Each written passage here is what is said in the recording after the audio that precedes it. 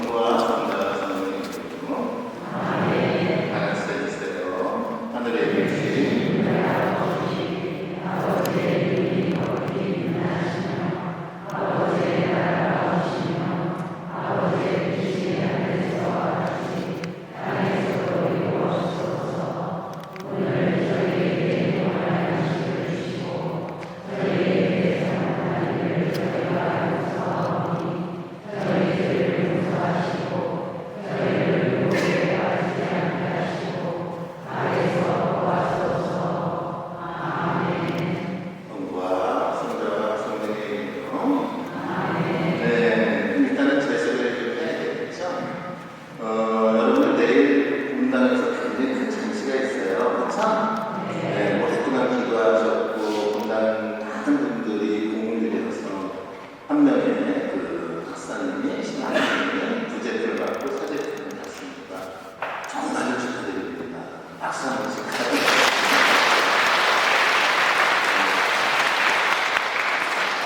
근데 이제 저는요,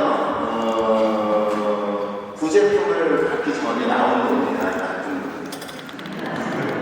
그러니까 이 분당에서는 쫙 이렇게 공동체에서 신학생을 길러서 사제품을 받았는데 저는 그 많은 분들이 저를 후원해주고 기도해줬는데 부제품 받기 전에 여자가 된다고 받았어요. 일상 여러분들 같이 평신도로서 세상에서 살아가다가 40살 되전에 또 자꾸 허해요. 뭔가 내가 잘못 사는 것 같아요. 그래서 어떻게 하면은 다시 하나님을 위해서 내가 봉사할 수 있을까 고민하다가 40살에 모든 걸 다 되어지고 영성신학을 다시 공부를 했어요. 그러다 보니까 여기저기 2012년서부터 신자분들을 위해서 영성 강의를 하러 다니다가 2015년서부터 수원카톨릭대학교 측에서 영성신학 강의 제안을 받아서 그쪽에 하산신학원에서 그 강의를 하고 그 다음에 이제 곳곳에서 수원교구에서 하는 순교 영성관에서도 좀 몇 가지 신학 같은 강의하고 지금도 곳곳에서 강의를 하러 다닙니다. 공부도 많이 하죠. 그러다가 이제 몇몇 분들이 잘못된 추천으로 약학성당에 대리직강을 하라고 추천을 해주셨다고 해서 제가 이렇게 오게 됐습니다. 오늘 강의는 주님의 기도를 중심으로 하는 강의고요. 대림식이와 연결시켜서 주님의 기도하고 이렇게 생각하는 시간을 갖도록 준비를 했습니다. 요즘 복음 말씀이나 독서 말씀을 들으면은 이상하게 우리는 성탄이라는 기쁜 시기를 준비하고 있는데도 불구하고 좀 무서운 내용을 좀 많이 하는 것 같아요. 그렇죠? 오늘 복음 말씀만 해도 어떤 사람들은 아주 뭐 비가 오고 폭풍이 불어도 아무렇지도 않지만 그죠? 그렇지 않은 사람들은 굉장히 어려운 상황에 처해질 것이다라는 얘기가 있죠. 또 독서 말씀마다 마치 이렇게 살면 안 될 것 같다라고 하는 그런 얘기들이 많이 나오는 것 같아요. 그리고 복음들을 막 이렇게 살펴보면 주로 대림시기는 이런 말씀을 하십니다. 너희도 준비하고 있어라. 너희가 생각하지도 않았는데 사랑의 아들이 올 것이기 때문이다 라는 말씀을 중심으로써 주로 오신다. 하나님의 아들이 오신다라는 그러한 주제를 얘기합니다. 그만큼 그 대림식이라는 것은 하나님의 아들이 예수님께서 우리에게 오시는 때를 기다리는 준비라는 건 나아가죠. 근데 우리가 이렇게 두 가지를 같이 생각해야 돼요. 대림식이면 성탄이라는 축일만을 의미하지 않아요. 성탄은 과거에 있었던 사건이죠. 그러면 대림식은 예수님이 오시는 성탄 축일만을 기념하는 것이 아니라 부활하시고 승천하셨던 하느님이 다시 이 세상에 오시는 재림의 때도 얘기합니다. 자, 무슨 때예요? 재림이죠. 그러니까 대림이라는 것은 두 가지를 얘기해요. 우리가 예수님의 아기 예수님의 오심을 기다리는 성탄을 준비하는 때이기도 하지만 단식적으로도 그분이 이 세상에서 세상 구원을 위해 살다가 죽으시고 그 다음에 부활하시고 승천하신 다음에 끝이 아니라 그분이 다시 이 세상에 오신다는 재림을 기다리는 때이기도 하다라는 거죠. 그렇기 때문에 우리는 늘 준비를 해야 된다라고 교회에서는 얘기를 하는 것이죠. 그런데 어느 날 제가 이렇게 묵상을 하다가 그렇다면 우리만 기다릴까? 이런 생각을 했어요. 우리만 예수님이 오시는 것을 기다리는 것일까? 이런 생각을 했어요. 사랑이라는 것은 물론 여러 가지가 있지만 우리가 서로 사랑한다라고 얘기를 할 때는 양자역도를 얘기하지 않습니다. 그래서 우리가 정말로 사랑하는 마음으로 예수님이 오시기를 기다리고 있다면 우리가 기다리는 모습을 보시고 계신 하나님도 우리를 만날 때를 기다리지 않을까? 뭐 이런 생각을 하기 시작했어요. 제 생각이 잘못됐나요? 그런 생각을 해볼 수 있지 않을까요? 그러다 보니까 그렇다면 우리가 기다리기도 하지만 우리를 만나려고 하시는 하나님도 우리를 기다리기 때문에 그때 한 번 더 생각을 해보는 거죠. 그렇다면 우리는 하나님의 오심을 기다리면서 우리 나름대로 뭔가 희망이 있잖아요. 그쵸? 여러분들은 하나님의 오시면 어땠으면 좋겠어요? 하나님은 어떤 모습이었으면 좋겠어요? 무서운 하나님의 오시면 어땠으면 좋겠어요? 질병이 없어졌으면 좋지 않을까요? 세상에 전쟁이 없어지면 좋지 않을까요? 시기가 질투하는 마음이 없으면 좋지 않을까요? 우리는 하나님의 오시는 그 때를 바로 영원한 평화, 정의가 이루어지는 때라고 이루어지면서 하나님 오시면 전쟁이라든가 시련이라든가 아픔이라든가 고통이 없어질 거라고 희망을 하죠. 그렇죠? 그 얘기는 우리가 그만큼 하나님한테 그런 걸 다 한다는 얘기죠.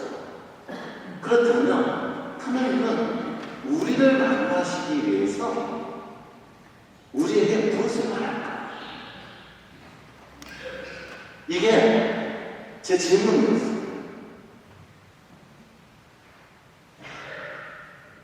이제 여러분들 한번 잠깐 여러분들 스스로가 질문을 해보실래요? 과연 하느님이 나를 만나기 위해서 무엇을 원하고 계실까? 어떤 마음으로 우리를 기다리실까? 아마 이걸 향해서 답을 찾아가는 것도 우리의 삶에서 더 중요한 것이라고 생각을 합니다. 정의의 세상, 시련과 고통이 없는 세상은 하나님이 오시면 이루어질 거라고 우리가 희망하듯이 과연 하나님께서 우리 각자가 내게 원하시는 모습은 어떨까?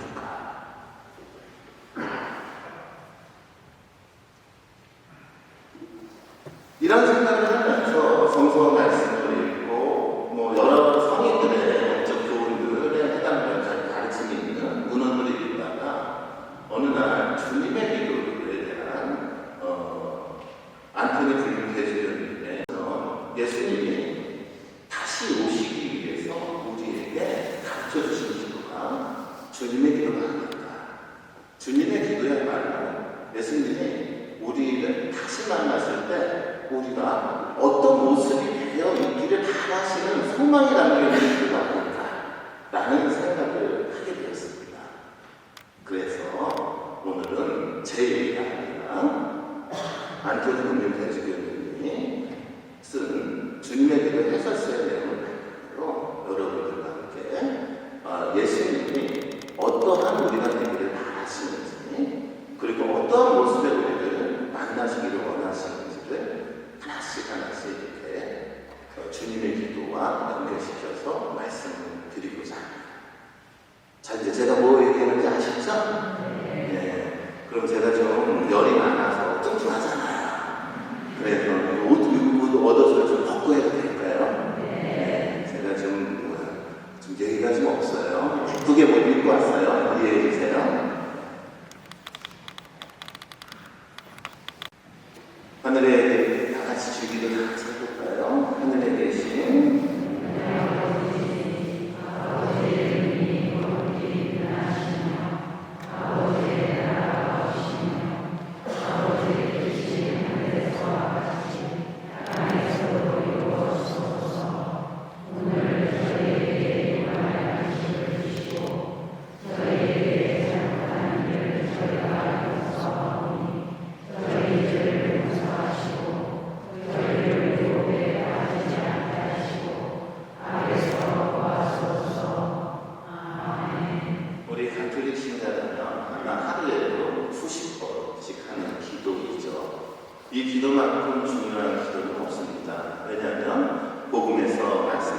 말했듯이 주님의 기도는 주님이 우리에게 이렇게 기도하라고 가르쳐주는 기도죠.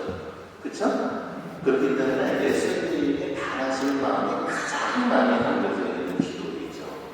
그런데 우리는 이 주님의 기도를 받으면서 말마디 하나하나에 담겨져 있는 어떤 의미들을 한번 크게 볼 필요가 있지 않나 생각을 합니다. 어떻게 보면 잘못하면 기도가 말마디로 끝날 수가 있는데 사실은 그 말마디 안에는 굉장히 깊이 있는 의미들이 담겨져 있거든요. 주님의 기도는 크게 세 가지 하느님과 우리가 맺는 관계에 대한 메시지가 있습니다. 첫 번째, 주님의 기도 하늘에 계신 우리 아버지라고 부르듯이 이 문장 안에 담겨 있듯이 우리는 어떤 사람이 되어야 하냐면 하느님을 아버지라고 부르는 사람이 되어야 한다는 메시지죠. 하느님은 뭐라고 부른다는 아버지라고 불러야 한다는 메시지죠. 예수님은 성자라고 부릅니다. 그것은 이분이 스스로가 아들됨이라는 신원의식을 갖고 살았기 때문에 그렇죠. 그 얘기는 예수님도 우리와 똑같이 성부 하느님과 성령 하느님의 아들이 되기를 바라시는 소망이 담겨 있는 것이죠. 자, 여러분들, 하느님은 어떤 분이시죠? 우리가 다 알다시피 선하신 분이다. 아름다운 분이십니다. 하느님한테는 시기도 질투도 없습니다. 그렇다면 그런 하느님의 아들은 어떤 존재가 되죠? 바로 그러한 아버지에 받는 존재가 되어야 되죠. 그런데 이것이 단순히 예수님에게만 주어지는 것이 아니라 예수님이 우리에게 기도를 가르치면서 너희들도 나와 같이 뭐가 되었나? 하느님의 아들이 되었다라고 초대하고 있다라는 것이죠. 자, 성탄을 준비하면서 우리는 지금 내 스스로의 삶, 내 마음 안에 하느님의 아들로서의 모습을 갖고 있는지 생각해 볼 필요가 있겠죠. 그러면 우리가 하느님의 아들이 왜 되어야 할까요? 주님의 기도는 이렇게 연결됩니다. 우리가 하느님의 아들이 되었을 때 아버지의 일이 어떻게 할 수 있다는 것이죠. 아버지. 여러분들 다 알다시피 우리나라도 그렇고 서양에서도 그렇고 이 이름이라는 것은 그냥 글자가 아니고 존재의 자체이죠. 그래서 우리 조상님들은 이름을 함부로 부르지 않았어요. 왜요? 이름은 글자로서의 가치만 있는 게 아니라 그 존재 자체의 가치가 있어요. 자, 하느님의 아들이 되었을 때 거기서 끝난 거야. 우리가 진정한 하느님의 아들 되면요, 이 세상 모든 사람들이 우리를 보고 하느님은 찬양하는 거죠. 그래서 우리의 행동에 따라서 하느님의 이름이 빛나기로 하고 또 거꾸로 하느님의 이름이 욕을 먹을 수도 있겠죠. 그렇기 때문에 하느님의 아들 되게 된다는 것은 바로 내가 어떻게 준비되어 있는 상태로만 있는 것이 아니라 나의 모습 때문에 우리의 하느님이 영광을 받을 수 있다는 거죠. 또한 주님의 이름은 이렇게 연결을 합니다. 아버지의 나라가 무엇이냐? 아버지의 나라는 우리가 알다시피 하느님 나라를 가르치죠. 그 하느님 나라는 다른 것이 아니라 아까 제가 말씀드렸듯이 전쟁입니다. 평화가 가득합니다. 사랑이 가득한 나라입니다. 그리고 교회는 항상 시간적으로 하느님 나라는 저 세상에서 이루어지는 것이 아니라 지금 이미 이 세상에서 시작됐다고 강조합니다. 그러니까 우리가 하느님의 아들 된 자격으로서 살아갈 때 하느님의 나라가 이 세상에서 싹을 틔고 자랄 수 있으며 그리고 최종적으로 하느님에 의해서 그 나라가 완성될 수 라는 얘기가 담겨져 있는 것입니다. 요즘 신학자들은 이런 얘기를 합니다. 하느님 나라는 절대 혼자서 들어갈 수 없다. 이런 얘기를 해요. 이게 무슨 얘기냐면 하느님은 모든 사람을 구원하러 오셨기 때문에 이 세상 모든 이가 구원받기 전까지는 하느님 나라의 완성이 없다라는 것입니다. 죄인이나 잘못을 저지르지만 그들을 도외시하는 하느님 나라가 아니라 그들도 구원을 받을 수 있는 하느님 나라를 얘기하고 그들이 구원을 받을 수 있기 위해서 하느님의 아들들이 필요하다는 것이죠. 그래서 저는 그리스도 신앙으로 한다는 것과 너무나 가슴벅찬 일이라고 늘 생각을 하는데 왜냐하면 우리 그리스도인 신앙인들은 자기 자신을 위해 사는 것이 아니라 잘못된 삶을 사는 사람들을 함께 하고자 하는 마음이 있고 그들과 함께 하느님 나라를 이루고자 하는 뜻이 있기에 저는 그 어떤 종교의 모습보다 그리스도 신앙으로 사는 것과 의미가 있다 생각합니다. 그래서 여러분들은 살면서 어떻게 해요? 옆에 어려운 사람들, 힘든 사람들 있으면은 외면하지 않잖아요. 맞죠? 여러분들 마음 안에는 늘 그런 마음이 있지 않습니까? 왜 그런 마음이 있습니까? 바로 그것이 바로 이 세상에서 하느님 나라를 완성하는 모습이기 때문에 그렇죠. 또 제 얘기는 아버지의 뜻이 하늘에서와 같이 어디서도 이루어지소서 땅에서도 이루어지소서라고 얘기를 합니다. 우리가 하나님의 아들로서 준비되어 있다면 바로 하나님 아버지의 뜻은 이 땅에서 이루어질 수 있다. 많은 철학자들이 얘기를 합니다. 많은 철학자들 과연 이 땅에서 정의가 진정한 정의가 이루어질 수 있을까? 묻습니다. 그리고 세계 제1차 대전, 세계 제2차 대전을 겪고 나서 철학자들은 얘기합니다. 어쩌면 이 땅에서 진정한 평화는 이루어질 수 없을지도 모른다. 라고 하면서 무신론이라는 사상이 전쟁인데 크게 등장을 하죠. 그리고 무신론은 세상 사람들의 시선을 허무주의로 몰고 갔습니다. 그만큼 이 현실이라는 세상은 악도 많고 나쁜 사람도 많고 그렇기 때문에 이 현실에서 진정한 정의, 진정한 평화를 이루기라는 것은 정말로 불가능할 것이다라는 생각이 세상을 지배해 것입니다. 그리고 그러한 사상은 오늘날까지도 지속적으로 이어오고 있습니다. 뉴스를 보면 곳곳에서 어떻게 사람이 저럴 수 있어? 라는 그런 느낌을 느끼게 하는 사건들, 소식들을 매일 접하게 됩니다. 과거에는 우리가 옆집에 누가 사는지 다 알았어요. 그리고 과거에는 옆집 사람들하고 같이 함께 뭔가를 하는 거에 대해서 꺼리낌을 내리지 않았어요. 근데 오늘날 여러 가지 사건을 보면 옆집 사는 사람도 조심해야 된다고 세상은 가르치고 있습니다. 서로 믿지 못하게 되고 신뢰하지 못하는 사회가 되어가는 모습을 보면서 정말로 이 세상에 진정한 사랑의 나라, 평화가 이루어질 수 있을까? 라고 생각했을 때 이건 불가능할 것 같다는 느낌을 받게 하는 시간입니다. 그런데 주님께서 우리에게 이렇게 기도하라고 했습니다. 아버지의 뜻이 하늘에서와 같이 어디서든 땅에서도 이루어지소서라고 기도하라고 가르쳐주셨습니다. 그러면 이 기도 말씀이 뭘까요? 다 예수님이 우리가 이런 기도를 하면서 바로 이것들이 이 세상에 헌신화될 수 있도록 분투하고 노력하고 헌신하라는 외침이 아닐까요? 바로 그렇게 사는 사람들이 주님의 기도를 바치는 사람들이 아닙니다. 우리는 매일 아주 자주 습관적으로 것입니다.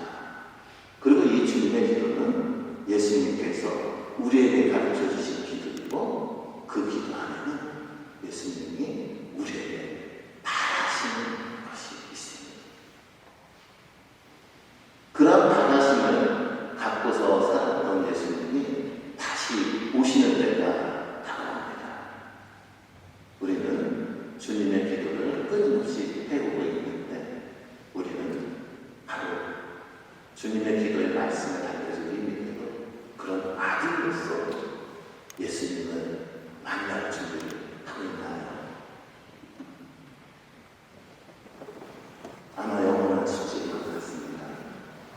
하지만 적어도 우리가 가톨릭 신앙인이라면 그런 아들이 되기 위해서는 노력을 해야 될 거라고 생각합니다. 이 전반부의 의미를 기다림의 영성이라는 식으로 해석하면 이렇게 해석할 수 있다는 것입니다. 자, 두 번째 단계는 뭘까요? 두 번째 단계는 주님의 기도에 바로 오늘 저희에게 무엇을 주시고 일어나야 하시기를 주시고 저희에게 행복한 일을 저희가 용서할 것이라는 그런 기도만입니다. 사실상은 이 단계는요, 아들이 되기 전 단계라고 볼 수가 있어요. 그러나 이 단계만 해도 굉장히 영적으로 성숙한 하나님하고의 관계를 맺고 있는 사건이라고 지금 것이라고 볼 수가 있어요. 중요한 건 하나님께서 우리에게 주시는 양식이 있죠.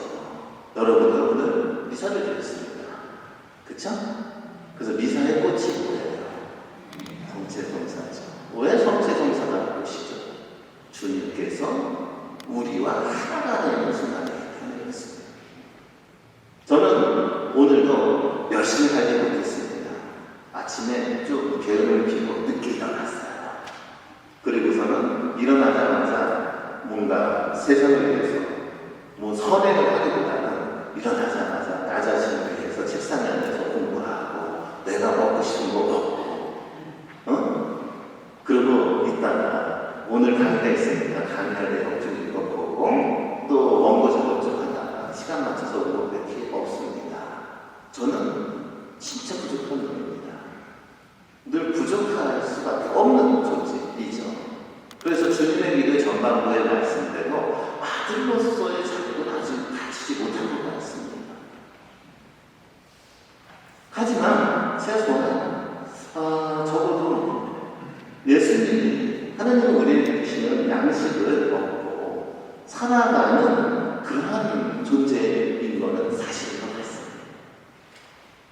그래서 이 부족한 제가 오늘 미사에 와서 성체성사를 이루면서 예수님과 하나가 됐습니다. 하나가 되더라면 이런 기도를 하게 됩니다. 하나님, 저같이 이렇게 부족한 것한테 또 오셨대요. 어떻게 합니까?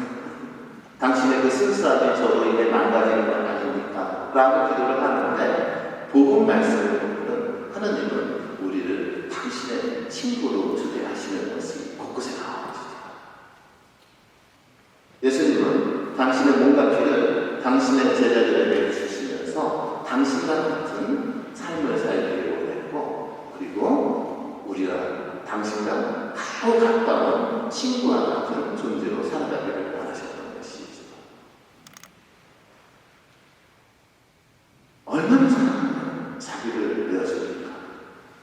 그 자기가 내어준 몸을 그 피를 우리는 마시면서 사실상은 친구와 같이 살아가야 한다는 얘기가 되겠죠.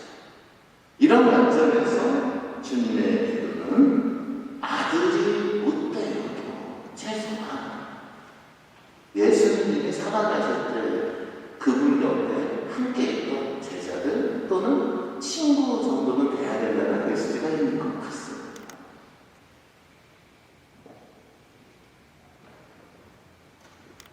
친구 따라 어디 갑니까? 류류 상징이죠. 하나님의 아들까지는 안 돼도 그래도 예수님 닮은 그런 삶을 사는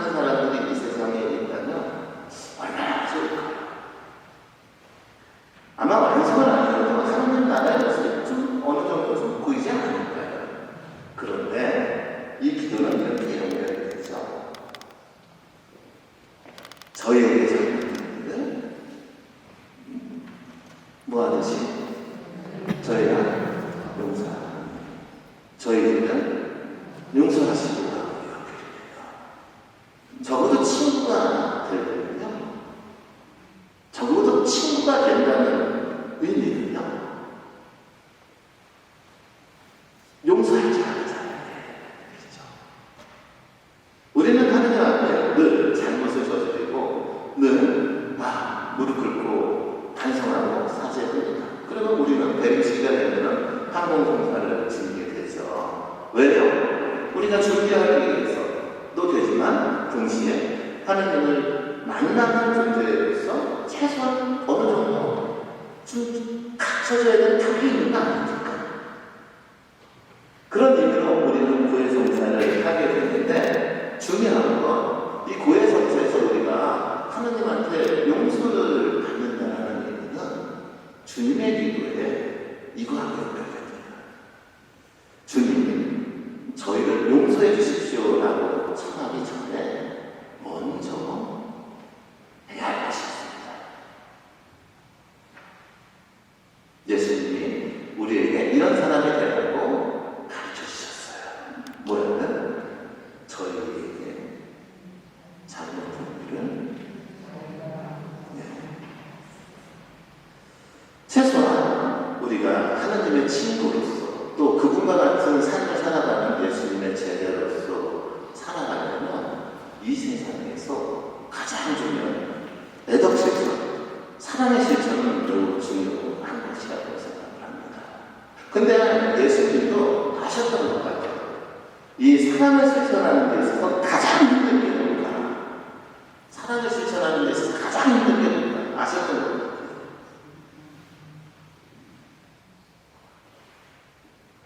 예수님이 복음에서 말씀하셨죠. 뭘 사랑하나? 원수는 사랑하라는 말씀입니다.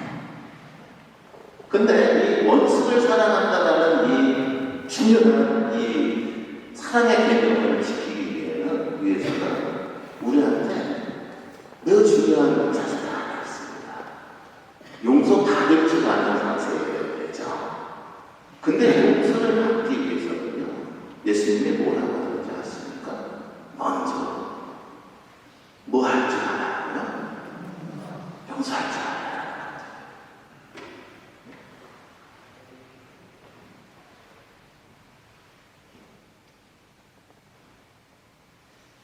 세상은 성과 이분법적으로 많이 얘기를 합니다. 어떤 사람은 착한 사람, 어떤 사람은 악한 사람. 그런데 저는 아무리 봐도 착한 사람 없고 악한 사람 없습니다. 착한 사람이라는 양상을 갖고 살 때도 있고 있지만 또 안에 그 안에는 악한 양상도 같이 있습니다. 사람은 상황에 따라 그리고 그 사람이 처한 상황과 시간 그리고 그 사람이 갖고 있는 모습에 따라서 전이 되기도 하고 악이 되기도 합니다. 그래서 복음에서는 판단하지 말라라고 얘기를 하죠. 왜냐하면 이분법적인 구조로 세상을 보고 사람을 보면요, 세상은 끊임없이 상황이 일어나기 때문이죠. 그런데 영상 강의를 하나 다니고 또 강의가 끝나고 나서 신자분들을 만나고 그분들의 얘기를 듣고 이런 그 삶을 제가 지금 13년째 했거든요. 13년째 하면서 우리 신앙을 살아가는 우리 신자분들이 제일 어려워하는 키워드가 어디에 있냐면 용서.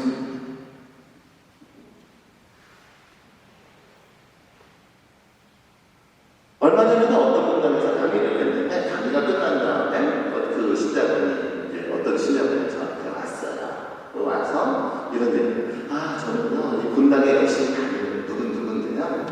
그런데요 이상하게 그 분당 자매님이 나만 오면은 채색부터 갖고 서로 형님 하면서 쫓아다녀요. 무슨 얘기 아시겠죠? 그러면서 이 사람이 나한테 잘해줘요.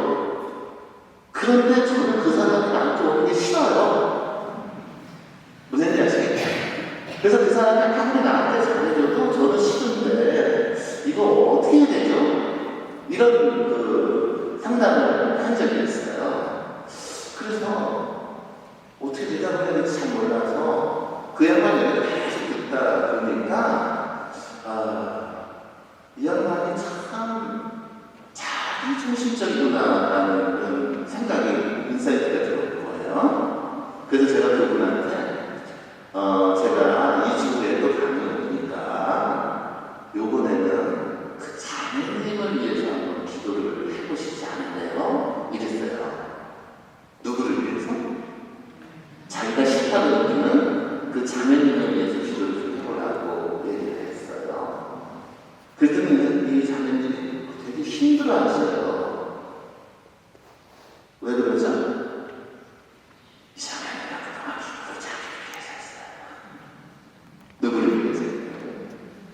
그러니까 다른 사람, 내가 좋은 사람을 위해서는 기도를 할 수 있었지만 좀 자기가 싫다고 느끼는 사람을 위해서는 기도를 해본 적이 별로 없었던 거예요. 경험이 별로 없었던 거예요. 그래서 제가 그분한테 용기를 주면서 제가 자매님을 위해서 기도할 테니까 제가 기도하는 만큼 자매님도 자매님이 싫다고 느끼는 걸 하는 그 자매님을 위해서 좀 기도를 하십시오 라고 하고, 그리고 2주가 지난 다음에 그분 당에 영성강의를 갔어요. 가고 나서 영성강의 하기도 전에 그 자매님이 저한테 와서 눈물을 흘렸어요. 정말로 2주 동안 저는 그 자매님한테 지금 위해 기도했어요. 어떤 기도인지 아십니까? 신앙생활은 혼자 할 수 없다. 신앙생활은 어떻게 할 수 없다고요? 혼자 할 수 없어요. 신앙생활은 별 사람들이 다 뭉쳐서 하는 공동체적인 삶에서 성장하고 자라거든요. 그러니까 자기한테 다가오는 사람을 거부하면서는 절대 신앙생활이 될 수가 없어요. 그리고 사람은 결국 혼자 갈 수가 없어요. 그래서 그 사람이 자기한테 다가오는 사람들을 정말로 있는 그대로 좀 받아들일 수 있도록 하나님 도와주십시오 하고 그분을 위해서 수많은 날을 기도를 했고, 그런데 그 양반도 아마 자기가 싫은 사람을 위해서 기도를 해본 결과 2주 동안 기도를 해보니까 느끼는 게 있었던 것 같아요. 그리고 나서 상담을 안 했어요. 왜냐면 인간의 말이 필요가 없어요. 본인이 알고 느꼈기 때문에 저는 분명히 그분이 그분하고의 관계에서 분명히 좋은 관계를 지속해 나갈 수 있을 거라고 그런 확신이 들었어요. 물론 그 과정에 여러 가지 우여곡절이 있겠죠. 제가 왜 자꾸 이렇게 용서의 문제를 관계하고 연결시킬까요? 여러분들 본당 안에서 살아간다는 건요, 끊임없이 용서하는 과정입니다. 그리고 남하고 관계하는 건요, 이 용서가 없으면 이 관계의 지속성이 이루어질 수가 없습니다. 부부도 마찬가지고 부모와 자식도 마찬가지이죠. 친구 관계도 마찬가지입니다. 사랑이라는 건요, 끊임없이 용서해주는 과정을 통해서 실천될 수 있는 것이죠.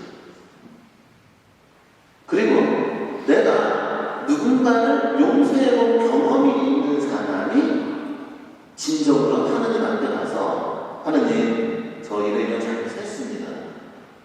하나님하고 관계를 회복하기 위해서 저를 용서해 주십시오 하고 청리했습니다. 그랬을 때 아마 하나님은 아무 말도 없이 웃으면서 여러분을 품어주지 않을까요? 근데 놀랍게도 신자분들이 가장 힘들어하는 부분들이 바로 이 부분이고, 이 부분이 잘 해결이 안 돼서 처음에는 본당 활동을 열심히 하셨던 분들이 상처받고 나서 용서가 안 돼서 본당을 떠나기도 하고,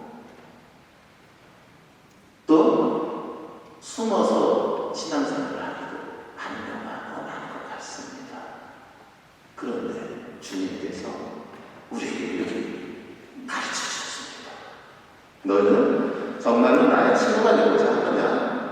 너희들 정말로 나의 친구 또는 제자 같은 모습으로 살아가고자 하느냐? 그렇다면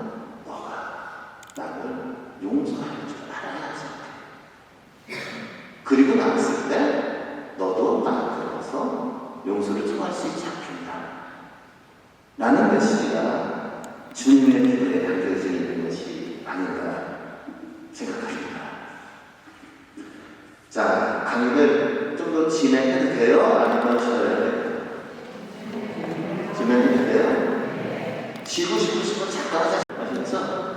네, 물론 이제 다음 단계는 저를 초대하지 않으실 겁니다.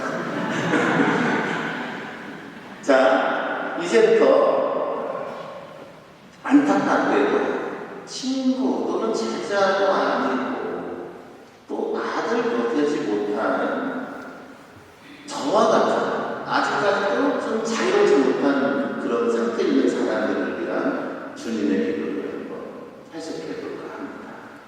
그래서 이 주님의 기도는 크게 아들로서의 바치는 기도, 또 친구로 바치는 기도, 마지막으로 아직까지는 아들도 친구도 아닌 어떻게 보면 노예의 상태로서 하나님의 두려워서 바치는 기도로 나눠진다고 볼 수가 있어요. 그게 후반부입니다. 저희들을 뭐 하시고 용서하시고 저희를 유혹에 빠지지 말게 하시고 악에서 구하소서. 여러분들 그 출애굽기는 아시죠? 이 출애굽기라는 거가 왜 성경에서 이렇게 중요해요? 출애굽기는 어떻게 보면 새로운 구원사를 얘기하는 것이죠. 알다시피 여러분들 그 성서를 보면은 야곱이 있었고 야곱한테 여러 명의 자식들이 있었죠. 맞아요? 네. 그 여러 명의 자식들 중에 하나가 요셉이었죠. 그쵸? 근데 그 여러 명의 그 자식들 중에 요셉이 어떻게 해요? 형제들 사이에서 잘 지냈어요? 못 지냈어요? 못 지냈죠. 그 형제들이 다 시기하고 뭐 했어요? 질투했죠. 시기하고 질투하니까 어떻게 됐어요? 거기서 끝나지 않고 요셉을 어떻게 형제들이 풀어 넘기죠? 그래서 요셉이 어떻게 됐습니까? 여기저기 고생길에 가다가 이집트에 종으로 팔려갔죠? 기억나세요? 그런데 그 종으로 팔려갔는데 마치 요셉이 뭘 잘했죠? 꿈의 몸을 참 잘했어요. 그쵸? 근데 그 파라오의 왕이 꿈을 꾸는데 이 꿈을 해석하는 사람이 없었는데 요셉이 꿈의 몸을 잘한다는 얘기를 듣고 요셉이 불림을 받아서 왕의 꿈을 해석하고 나서 신임을 얻고 나서 요셉은 종이지만 그 이집트라는 기록한 나라의 국가를 관리하는 관리가 되죠. 그쵸? 자, 여러분들 이스라엘 백성들이 여기저기 떠돌아다니는 백성이었어요. 그런데 그들이 왜 이집트에 살게 되었는가라는 내용을 보면 바로 그러한 내용이 숨겨져 있어요.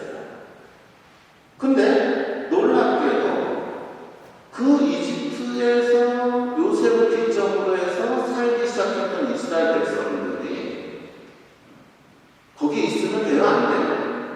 안 된다는 메시지가 있는 거예요. 우리가 알다시피 종살이하는 백성들을 구원하기 위해서 하느님께서 어떤 인물을 세우죠? 모세라는 인물을 세우죠. 그래서 모세라는 인물을 세워서 이집트에서 사는 백성들을 어떻게 해요? 대상 하느님 나라로 가나안 땅으로 이끌어내는 탈출기가 시작되죠? 그것을 우리는 무슨 기라고 합니까? 출애굽기 또는 탈출기라고 다 알고 있어요. 그쵸? 그런데 여러분들 아십니까? 이집트라는 나라는요, 비옥한 땅을 갖고 있어서 먹을 것이 굉장히 풍족했던 곳이라는 거예요. 반대로 이스라엘 백성들이 살았던 사막은 먹을 것이 많지 않았다. 그래서 실질적으로 그 구약성경 출애굽기를 연구한 성서학자들의 얘기에 의하면 이렇습니다. 이집트에서 종살이하던 이스라엘 백성들은 비록 종살이를 하였지만 광야에서 사는 사람들보다 더 잘 먹고 잘 살았답니다. 무슨 얘기인지 아십니까?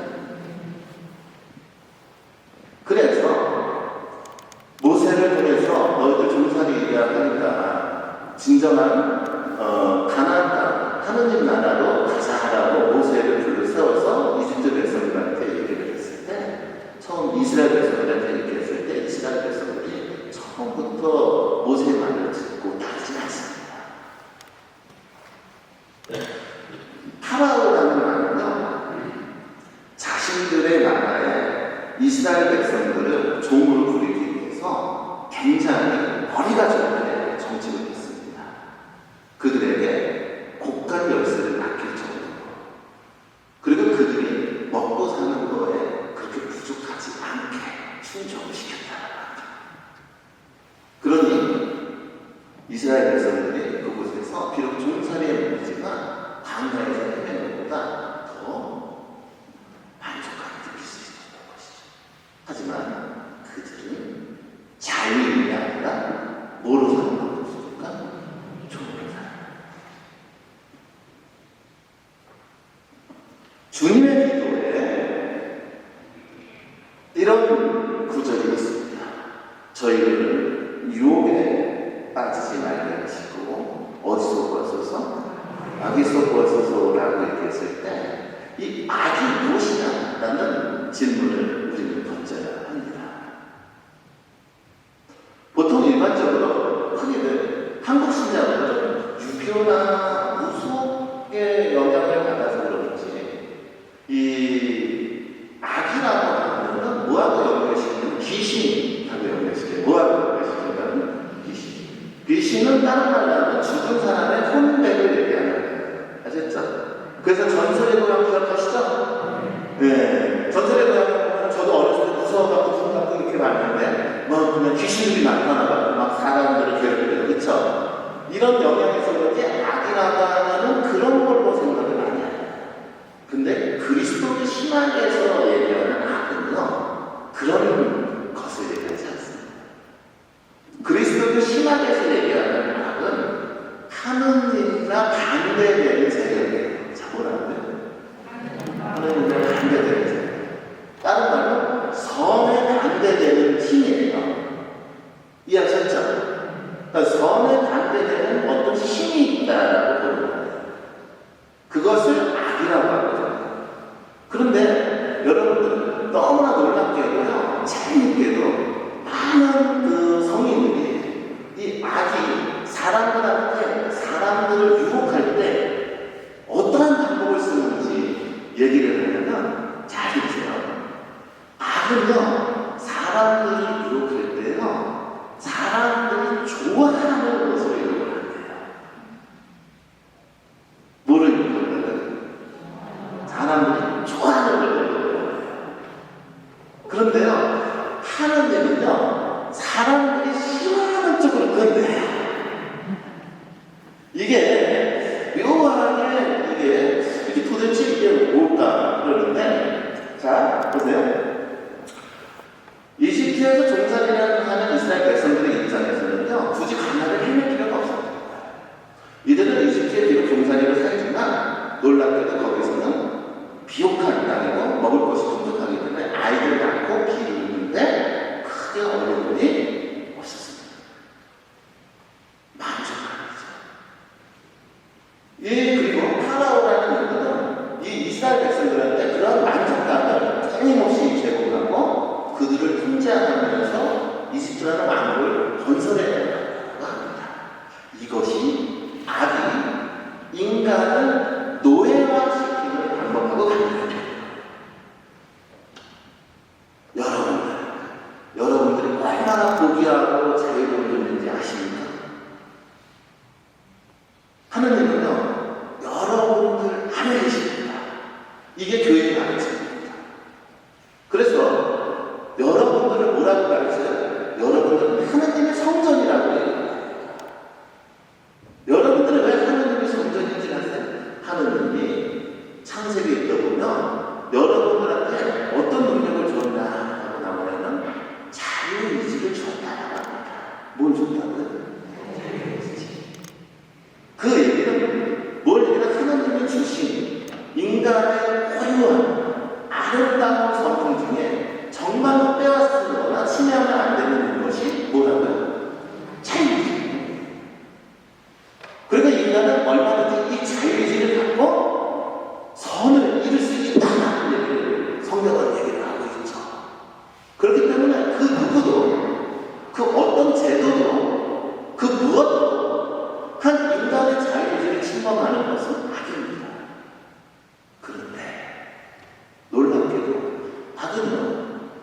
인간의 자유의지를 쉽게 침범합니다. 어떻게 해요? 그들이 원하는 것을 통해서 그들을 노예로 만드는 것이죠. 사람들은 끊임없이 무엇인가를 열망을 합니다. 여러분들도 한번 잠깐 생각해 보세요. 여러분들은 지금 무엇을 열망하십니까? 여러분들이 열망하는 것 중에 혹시 그 열망하는 그 무엇이 여러분들을 노예로 만들고 있지 않습니까?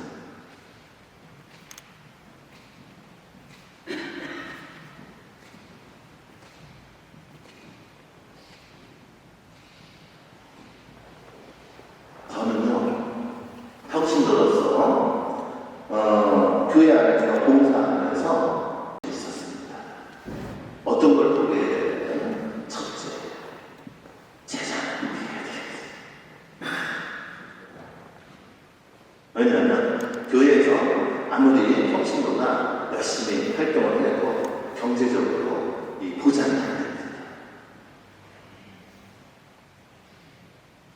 그래서 저는 지금 월세 300만 원 보증금에 월 30만 원짜리 월세를 냈습니다. 근데 부끄러운 적이 한 번도 없습니다.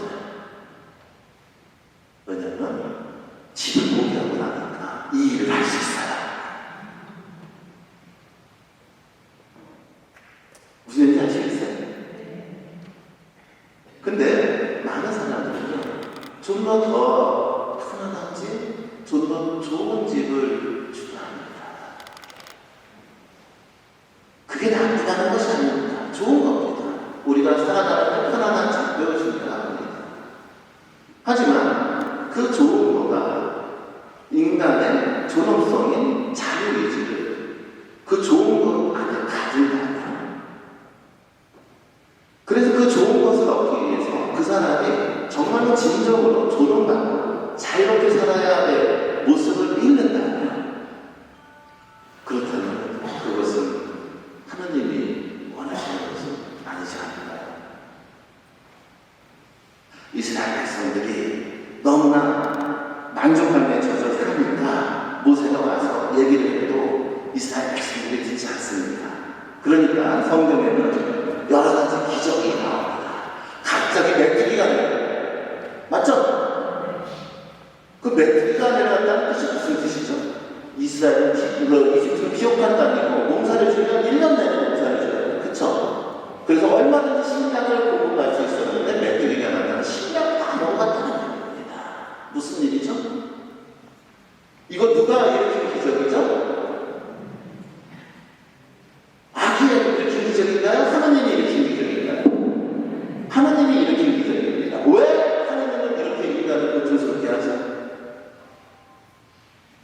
인간을 고통스럽게 하는 것이 아니라 인간이 지금 자기도 모르게 진정한 존엄성을 잊어버리고 노예가 된 상태로 살아가는, 무엇에 대한 노예? 먹는 것에 대한 노예로 살아가는, 하나님은 이 노예하는 상태에서 이들을 풀어내기 위해서는 먹을 수 있는 그러한 풍족함을 없애야 한다는 거예요. 이것이 하나님의 고통입니다.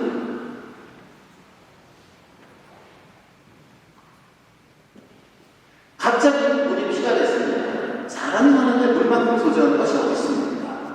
그런데 놀랍게도 성경입니다. 물이 피가 된다고 하는 거예요. 더 이상 이스라엘 백성들이 그곳에서 살 수 있는 조건이 없어졌다는 얘기가 됩니다. 그러니 주저주저 노예하는 상태에서 만족감을 느끼던 이들은 어떻게 될까요? 거기에 있어야 돼요? 벗어나야 돼요? 벗어나야 돼요.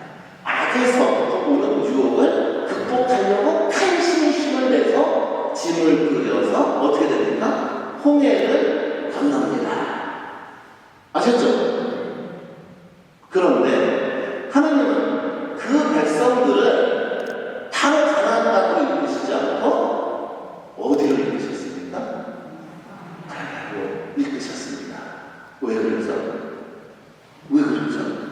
왜 하나님은 장난꾸러기처럼 이 이스라엘 백성들이 자신이 사랑하는 사람들을 자신의 친구가 되고 제자가 되고 아들이 되어야 하는 존재들을 바로 약속된 땅으로 바로 데리고 가지 않고 왜 광야로 내려놓았을까? 하나님은 기다립니다. 기다립니다. 그 백성들이 노예하는 상태, 악의 유혹에 늘 넘어간 상태가 아니라 어떠한 유혹이 와도 그것을 스스로 물리치기를 기다리시는 하나님은 이스라엘 백성들을 광야로 이끌고 낮에는 무슨 기둥? 밤에는 구름 기둥, 불 기둥, 밤에는 불 기둥, 낮에는 불 기둥으로 이스라엘 백성을 이끌었습니다. 그런데 광야를 걸어가는 과정 속에서 하나님께서 주신 시련의 시간 동안, 하나님께서 주신 무슨 시간 동안에? 시련의 시간 동안. 왜 하나님은 시련의 시간을 줘요? 성장하기 원하십니다. 시련의 시간 동안, 즉 성장하기를 원하시는 시간 동안에 이스라엘 백성들은 안쓰러기 시작합니다. 갑자기 물이 없다고 아우성을 치고 모세한테 따지기 시작하죠. 자, 그러니까 어떻게 돼요? 모세가 하나님한테 도와주십시오. 아니, 물이 생깁니다. 하지만 그 물은 어떻게 해요? 광야를 가는 동안에 계속해서 부족한 상태로 가야 하죠. 또 먹을 것이 없다고 아우성을 칩니다. 맞죠? 그러자 놀랍게도 많은 사람들이 후회합니다. 무엇을 후회하죠? 노예하는 상태로 돌아가지 가고자 합니다. 자유인이 된 것을 후회합니다. 인간이요, 동물적인 속성이 있어요. 인간들은요, 여러분 서울의 봄이라는 영화 보셨어요? 전 어제 봤는데 거기서 명대사가 아니었어요. 사람들은 명령을 받는 걸 좋아해요. 나는 명대사가 놀랍게도 사람들한테는 자유의지가 있지만 오히려 거꾸로 자유의지를 책임을 져야 돼요. 뭘 져야 된다고요? 책임을 져야 되는데 책임이 두려워서 명령을 받는 것을 좋아하는 그런 동물적인 속성입니다. 그러니까 진정한 자유인이 된다는 건 책임을 져야 되는데 이걸 책임을 지려니까 자기한테 다가오는 문제를 해결해야 되는 골치 아파. 그러니까 책임을 지지 않고 무슨 상태로 사는 게 더 편해? 노예 상태로 더 편하다는 생각을 갖고 다시 억압된 세계로 돌아가고자 하는 이들이 있었고, 실제로 구약성서 연구한 성서학자들에 의하면 굉장히 많은 사람들이 사실은 이집트로 데려갔다고 합니다. 이것이 뭐죠? 악이 우리를 유혹하는 방식입니다. 반대로 하느님이 우리가 성숙하게 이끌기 위한 방식이기도 합니다. 하느님은 우리에게 성숙할 수 있는 기회를 주십니다. 어떤 기회? 악으로부터 유혹받을 수 있는 기회. 악으로부터 유혹을 받고 났을 때 진정한 자유는 자신의 자유의지를 올바로 사용해서 그 악으로부터 오는 유혹을 극복하고 성숙한 어른입니다. 그렇게 성숙한 어른은 자신에게 죄를 지은 사람을 용서할 수 있는 너그러운 마음을 지닙니다. 그런 너그러운 마음을 지니는 하나님 앞에 이제 당신의 제자로서 자신의 죄를 용서하달라고 청할 수 있는 자격이죠. 그런데 안타깝게 많은 사람들은 악으로부터 유혹을 극복할 수 있는 기회를 주신 신앙생활의 여정 동안에 그 기회를 제대로 살리지 못하는 것과 같습니다. 다시 억압된 노예의 상태로 돌아오는 경우가 많이 있는 것이죠. 여러분들 잊지 마십시오. 예수님께서 우리에게 가르쳐 주십니다. 이렇게 저희를 뭐에 빠지지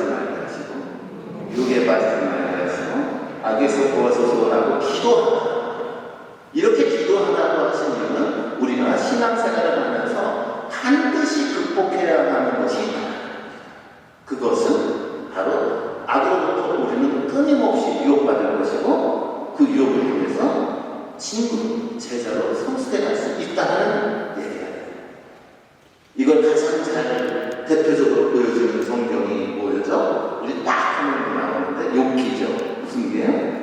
욥기. 아시죠? 욥이 어떤 사람이었어요? 재산 적었어요? 많았어요? 많았어요.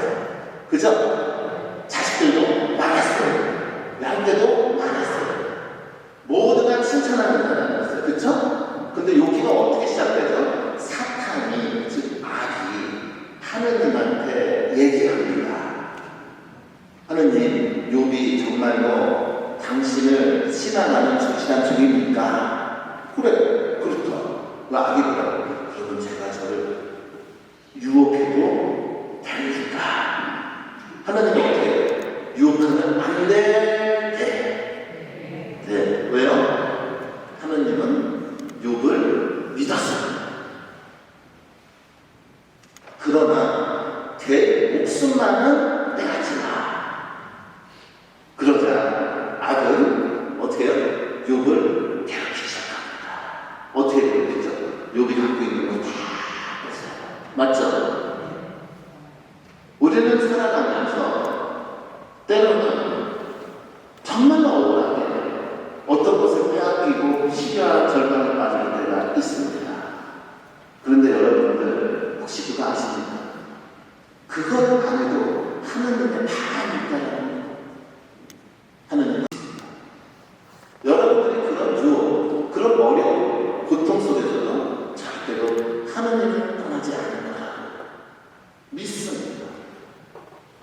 믿었기 때문에 악으로부터 오는 유혹을 허락하십니다. 욥은 악으로부터 모든 어려움에 처한 생각까지 갖고 결국 자기 혼자 만나서 온몸이 핏병이 돼서 그래서 길거리에 나앉았습니다. 그러자 친구들이 찾아왔습니다. 너가 분명히 죄를 졌으니까. 뭘 졌습니까? 죄를 졌으니까 너가 이런 벌을 받는 거야. 욥이 뭐라 그래요? 나는 그런 적 없다. 그죠? 맞죠? 그렇습니다. 여러분들이 죄를 져야지 벌을 받는 거 아닙니다. 사실은 이 세상은 죄를 진 사람이 더 잘할 수 있습니다. 죄를 지지 않았는데도 이상하게 고통에, 이상하게 질병에 허덕이는 경우가 있습니다. 얼마든지 있습니다. 자, 이런 문제는 왜 우리한테 와야 될까요? 우리는 이런 문제를 어떻게 해야 할까요? 하느님은 여러분들을 믿습니다. 여러분들은 그런 어려움, 그런 유혹이 어떤 형태로 오든 간에 여러분들은 자기가 잘못한 일을 용서할 수 있는 사랑을 실천할 수 있는 사람이 될 거야. 그리고 욥도 그런 절망적인 상황 속에서 마지막으로 하나를 깨닫게 됐습니다. 그렇지, 내가 많은 재산을 가지고 그렇게 살 수 있었던 것도 사실 내가 잘났기보다 하느님이 나에게 주신 것이었지. 하느님이 나한테 주신 거, 하느님이 갖고 가셨는데 내가 왜 이렇게 살지? 깨달은 거죠. 그래서 욕의 뜻은 회개하죠. 왜요? 그동안은 자신이 노력해서 모든 걸 얻고 살았다라고 생각해봤지만 결국 그것이 아니라 결국 그 모든 것이 하느님이 베풀어 주셨다는 걸 깨닫고 하느님을 찬양하면서 끝납니다. 우리한테 오는 유혹은 수도 없이 많습니다. 특히 신앙생활을 하는 분들에게 오는 유혹 중에 가장 큰 유혹 중에 뭐냐면 내가 이만큼 했으니까 내가 이만큼 살았습니다. 성당도 내가 열심히 노력해갖고 왔으니까 성당에 다니는 것이 이거 유혹입니다. 여러분들 잊지 마십시오. 여러분들이 지금 이렇게 성당에 와서 이 시간을 함께 할 수 있는 거, 공동체 함께 할 수 있는 거 하느님이 허락하시지 않으면 들어가면 상관입니다. 그게 신앙의 원리가 있어요. 근데 사람들은 흔히들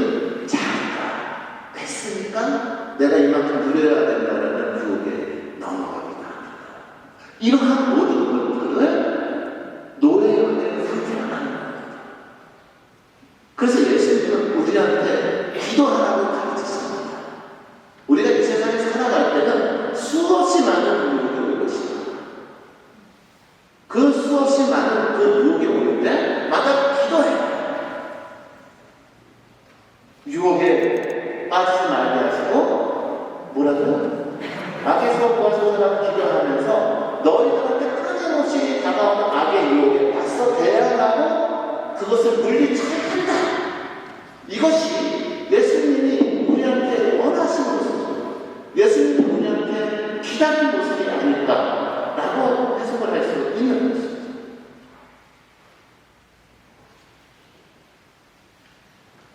저는 오늘 여러분들한테 무엇을 강요하고 있어요? 주님의 기도. 그렇죠? 그 주님의 기도를 관계라는 측면, 영성이라는 측면에서 보면서 기다림의 영성하고 연결시켜서 여러분들한테 강의를 하고 있습니다. 강의는 아주 심플합니다. 주님의 기도는 예수님이 우리를 만나기 위해서 우리에게 바라시는 바가 담겨져 있는 기도다라고 해석을 하고, 그러면서 예수님은 우리가 유혹에 빠지는 노예가 아니라 진정한 자유인 성숙한 존재가 되고, 더불어 예수님의 진정한 제자가 되고, 최종적으로는 하느님의 모가 되기를, 자녀가 되기를 예수님의 바람에 담겨져 있는 기도이고, 그리고 우리가 이 기도를 함으로써 우리는 바로 그렇게 성장해 나갈 수 있다는 얘기를 하고 있는 것이죠. 이것이 주님의 기도에 담겨 있는 어떤 의미입니다. 그래서 여러분들이 앞으로 내일 주님의 기도를 할 때 오늘 제가 드린 말씀, 드린 강의 내용에 좀 살아서 여러분들이 더 억압된 상태가 아닌 자유로운 상태, 더 하느님 닮은 친구의 상태, 그리고 최종적으로는 진정한 하나님의 자녀의 상태가 되셔서 하나님을 찾아가시기를 마지막으로 이제 요 얘기하면서 끝날 거예요. 성탄이잖아요. 성탄을 기다리면서 제가 어디에 글을 쓰면서 묵상한 것이 있어요. 마태복음에 그 예수님이 돌아가시면서 하신 말씀이 있어요. 마태복음에만 나오는 구절이에요. 예수님이 돌아가시면서 하신 말씀. 하느님 어찌하여 저를 버리십니까? 라는 말씀이 마태복음에 나와요. 도대체 이 말씀의 의미가 무엇일까? 굉장히 많이 고민해보고 묵상을 해봤어요.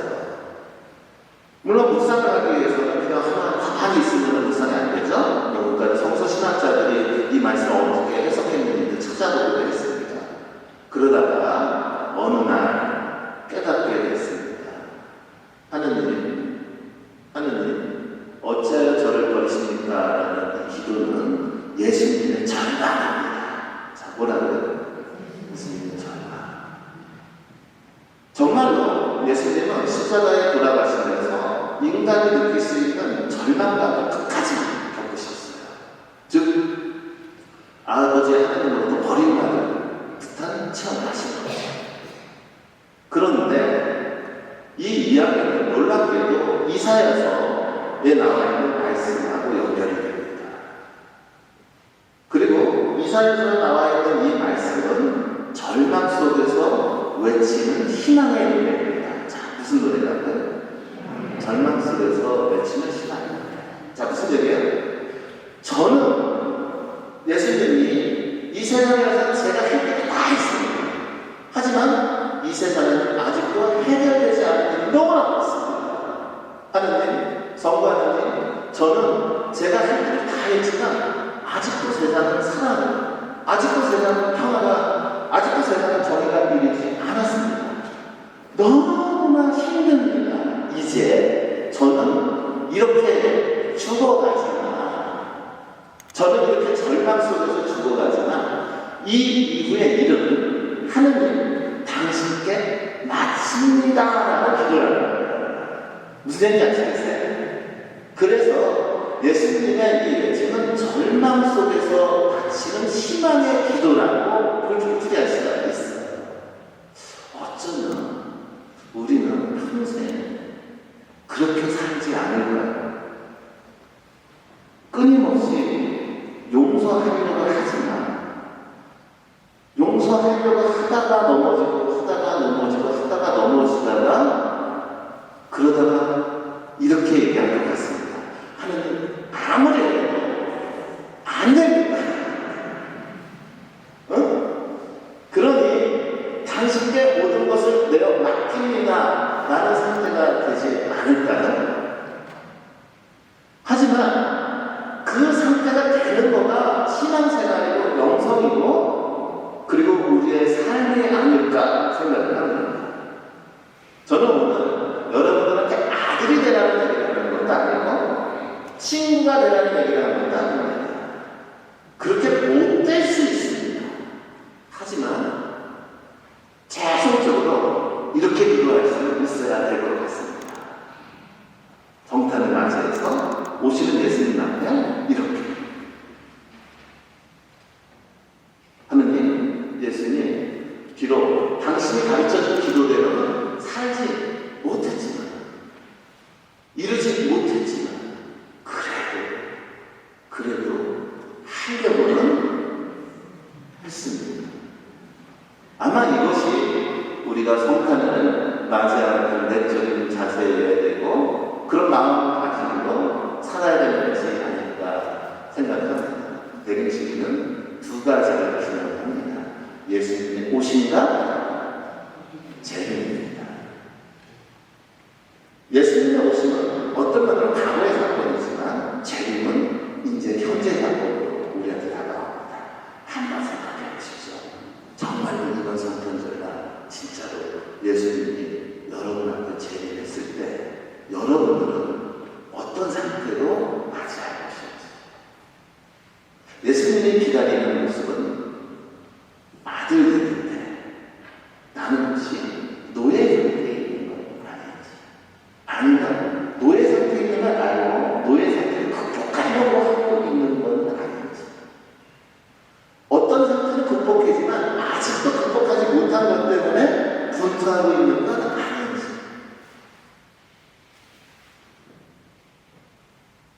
그거에 따라서 우리가 예수님을 만났을 때의 기쁨, 또 예수님이 우리를 만났을 때의 기쁨도 좀 다르지 않을까 생각을 합니다. 부족한 마음이 병증해 계시고 화장실도 안 가시고 그리고 굳은 얼굴로 제가 다리를 웃기는 놈이 아니거든요. 웃기는 놈이 아니라 제가 그냥 재미가 없어요. 그럼에도 불구하고 이 자리에 함께 해주신 모든 분들께 감사드리고 전원적으로 생각하고 있습니다.